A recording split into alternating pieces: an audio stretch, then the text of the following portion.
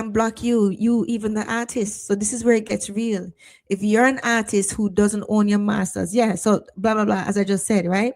You performed it, but you don't control it. A master is not automatically owned by whoever owns the rhythm, the beat, or paid for studio time. I'm going to say that again. A master is not automatically owned by whoever owns the beat, the rhythm, the beat, or paid for studio time. It's not automatically owned that way. We're going to get into it. A lot of people have that misconception, and we're going to break it apart. But the thing is with this, I don't want to just give you the information. I want to tell you, I want you to understand the principle why. So that when different examples come up and different scenarios come up, you can figure it out yourself. If you understand the principles of why things work, then any situation can be thrown at you and you can say, okay, this won't work because of this, because of that, right? So we're going to get into the principles of why and how it is ownership when it comes on to the masters. Okay, good. Again, Fire Nation, the master is the actual final sound recording, the version that people stream, download, play on radio, a license for the movies, etc. So a song can have two separate copyrights, the composition and the sound recording, which is the master. You can go on the USPTO office as well and .com and they have information there. I was reading it up again too as well, right, as well as the Canadian one. So the US Copyright Office explains that the musical works and sound recordings are separate protected works, right? The composition, the song itself, as I said, lyrics, melody, chords, arrangement, rhythm idea, right? Usually owned by songwriters, composers, lyricists, publishers. Example, if someone writes a hook, then Imhotep write the verse, then TG Media write the melody, we all might have a percentage of the whole composition, the publishing, right? Big up Siobhan White, big up Siobhan White, big up Siobhan White. That's true too. A lot of them are selling off their catalogs and their masters too. Imhotep, you're right, 100%. So the master, the recorded version, this is the actual audio file recorded, right? Right?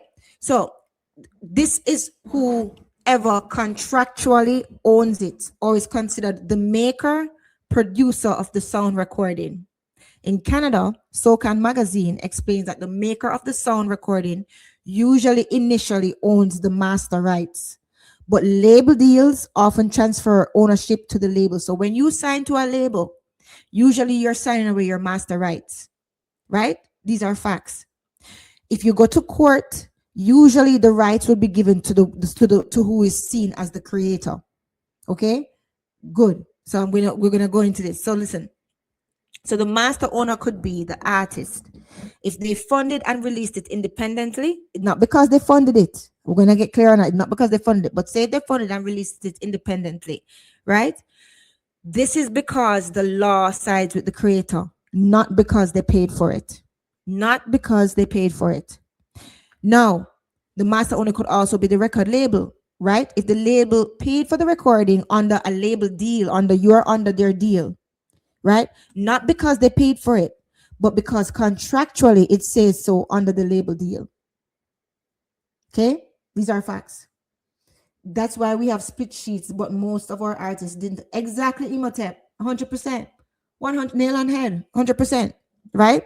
So the producer, if the agreement says the producer owns or co-owns the master, this can happen a lot of time because especially if you're using the producer's beat, which is what the master is built upon. We're going to get into that. So hold your horses because we're going to start from the scratch, right? Good. Because I don't want anybody to try to trip him up, especially Gaza Nation, because you're going to see how some of his songs, how he owns some of his songs was actually brilliant. Like Fever. We're going to talk about it. Let's continue.